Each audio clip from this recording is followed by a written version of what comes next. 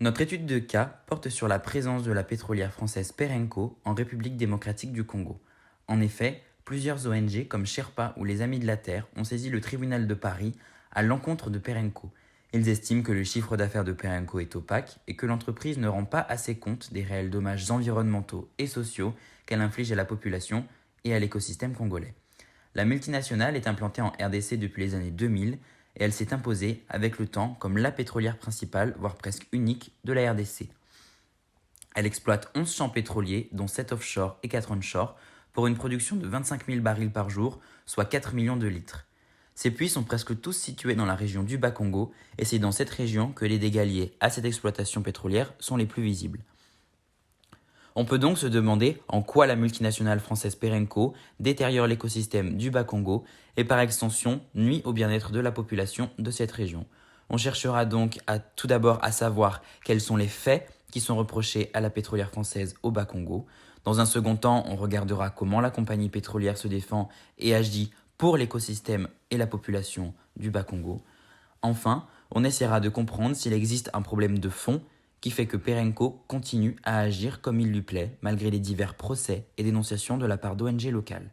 Tout d'abord, commençons avec les reproches qui sont faits à Perenco, et notamment de nombreux problèmes environnementaux.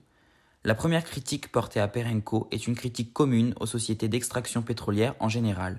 En effet, l'activité pétrolière est forcément polluante, et ceci pour l'air, l'eau et le sol. Tout d'abord, par rapport à l'air. Lors d'une extraction pétrolière, on brûle par le torchage les gaz fossiles qui remontent lors de l'extraction pétrolière. Cette action est extrêmement polluante et émet une quantité phénoménale de gaz à effet de serre. Ces émissions de gaz à effet de serre ont un impact global car elles contribuent au réchauffement climatique, mais elles ont aussi des effets indésirables au niveau local. Pour les 7 puits offshore, les gaz à effet de serre n'atteignent pas les populations. Mais pour les 4 puits onshore, les gaz à effet de serre arrivent à atteindre les populations et celles-ci les respirent. Ces gaz sont nocifs pour la santé des populations et augmentent les risques de maladies pulmonaires, surtout chez les jeunes enfants. Venons-en à la pollution de l'eau. Bien qu'il n'y ait pas eu de marée noire au Bas-Congo, l'extraction pétrolière offshore rejette forcément des résidus de pétrole dans l'eau. Ceci est un souci premièrement pour les poissons. Ils sont victimes de cette pollution et leur population diminue. Cette diminution a alors une répercussion directe sur la population qui se nourrit majoritairement grâce à l'agriculture et à la pêche.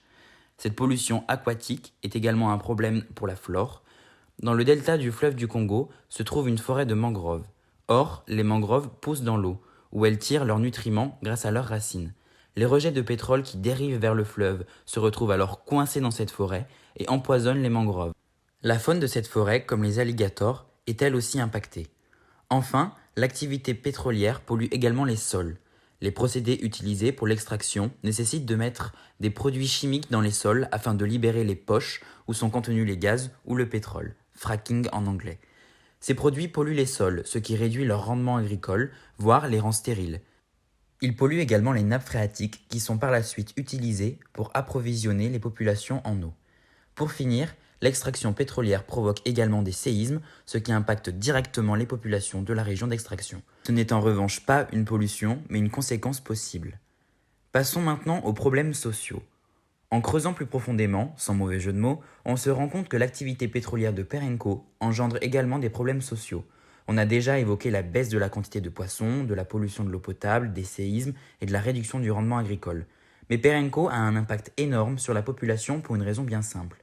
L'entreprise dispose du monopole de l'activité économique principale. Elle contrôle donc les emplois et les revenus par les salaires, d'autant que la population est encore plus dépendante à cause de la baisse des revenus liés à l'agriculture, à cause de la pollution pétrolière. Or, le marché pétrolier peut fluctuer très fortement et très rapidement, pour des raisons qui dépassent la simple région du Bas-Congo. Et ainsi, les emplois diminuent et la population se retrouve au dépourvu lorsque le cours du pétrole chute. Il y a eu par exemple une baisse de 50 000 emplois entre 2014 et 2017. En général, quand une nouvelle activité s'installe dans la région, les supporters de ce projet vantent le boost économique que cela va produire. Mais dans notre cas, cela ne s'applique pas. Presque la totalité des richesses extraites est captée par Perenco et le pétrole est exporté à l'international. Très peu de pétrole est utilisé en RDC même, ce qui pourrait pourtant permettre à toute la population d'avoir de l'électricité. Ainsi, Muanda est la ville pétrolière la plus pauvre du monde et le taux de pauvreté au Bas-Congo est de 70%, contre 64% en moyenne dans le pays, même si l'activité pétrolière rapporte 95% des recettes fiscales de l'État. Ces deux types de problèmes cumulés font que la population du Bas-Congo est la plus pauvre de la RDC et a la qualité de vie la plus basse. La région ne perçoit presque rien des taxes d'exploitation que le gouvernement reçoit.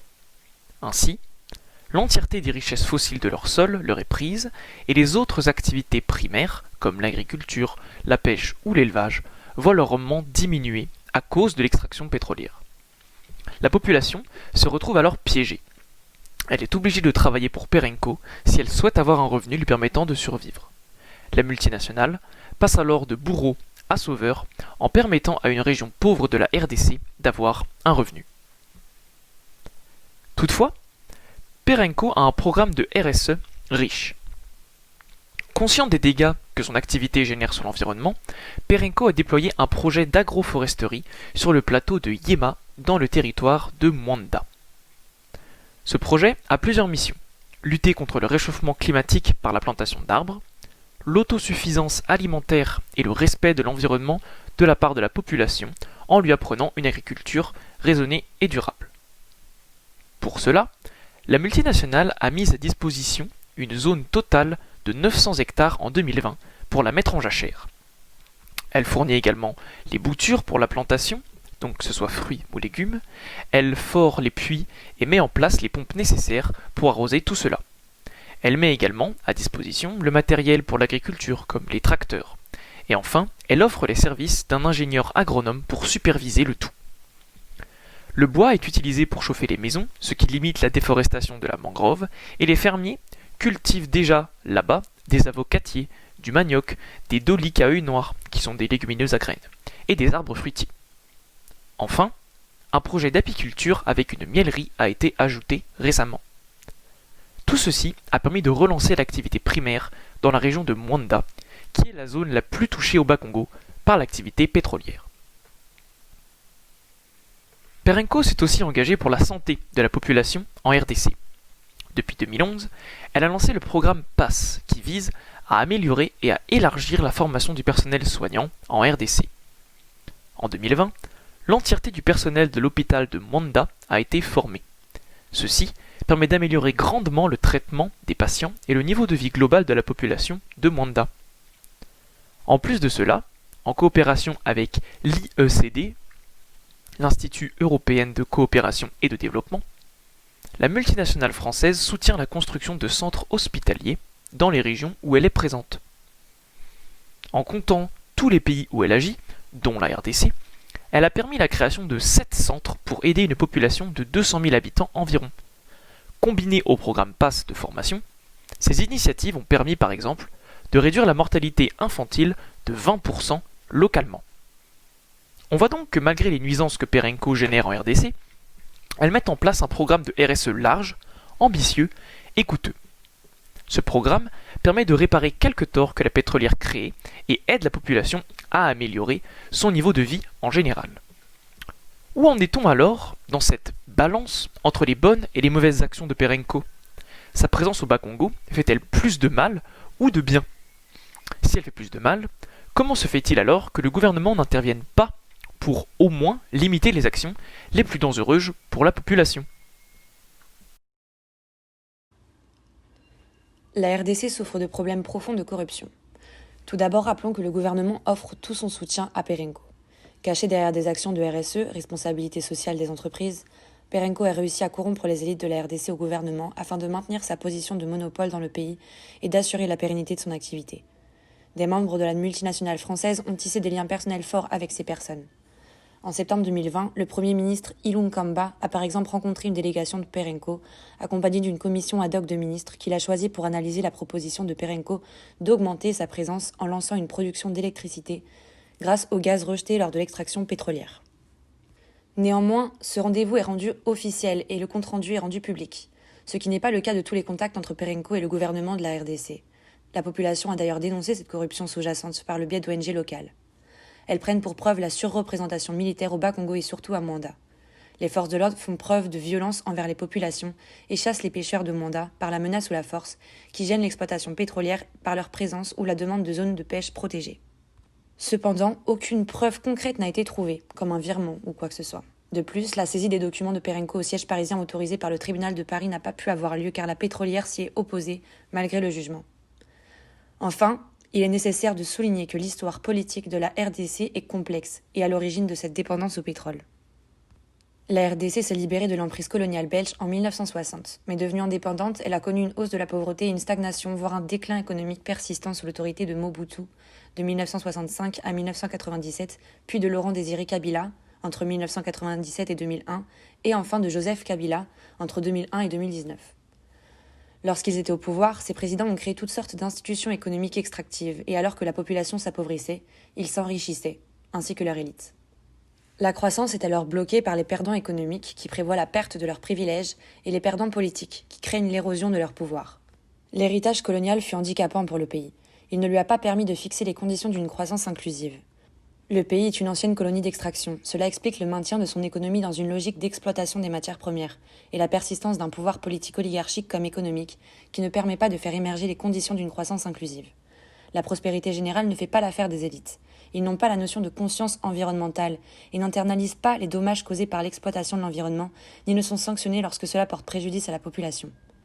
La défaillance des institutions économiques et politiques extractives est la cause des fléaux tels que la corruption, la non-transparence, l'impunité et l'indifférence. L'élite s'efforce d'extraire les ressources de la société à son seul profit, au détriment de l'environnement et donc de la population congolaise. Outre l'histoire politique du pays qui rend sa stabilité bancale, le pays et donc le gouvernement sont dépendants du pétrole pour assurer leurs revenus. Les taxes d'exploitation du pétrole représentent 95% des revenus fiscaux du gouvernement. Sans cela, il n'y aurait plus d'investissement ni d'action au sein du pays. De plus, la RDC ne dispose pas à elle seule des technologies et de l'argent nécessaires pour extraire le pétrole elle-même. On le voit par le conflit que le pays a eu avec l'Angola par rapport à l'exploitation pétrolière dans sa zone économique exclusive à la frontière avec le pays. La RDC n'ayant pas la possibilité d'exploiter ce gisement, ni de le défendre, l'Angola s'est servi même si ce n'était pas sur son territoire, et la RDC a dû saisir le tribunal de l'ONU pour s'en sortir. En plus de cela, et comme expliqué plus tôt, Perenco est l'activité économique principale de la région du Bas-Congo. C'est elle qui donne du travail à une grande partie de la population et qui lui permet donc de vivre. Elle dispose alors d'un moyen de pression énorme sur le gouvernement. En conclusion, malgré ces actions de RSE, qui sont tout à fait louables et bonnes pour la population, l'installation de la pétrolière française au Bas-Congo a rendu la population et le pays dépendants de son activité. Elle est à présent vitale pour le gouvernement afin d'assurer ses recettes et elle l'est aussi pour la population dont la meilleure option est de travailler pour Perenco. C'est l'activité qui rapporte le plus parce que la pétrolière a elle-même réduit les revenus que procurent les activités économiques alternatives. Peut-être que le changement de présidence permettra de bousculer les habitudes et les règles sous-jacentes ancrées, surtout que le nouveau président vient de dissoudre son alliance avec l'ancien président en décembre 2020. Ceci, combiné aux actions concrètes des ONG pour l'environnement et le programme de RSE de Perenco, pourrait permettre de protéger la biodiversité du Bas-Congo et sa population, qui ont beaucoup souffert de l'exploitation pétrolière.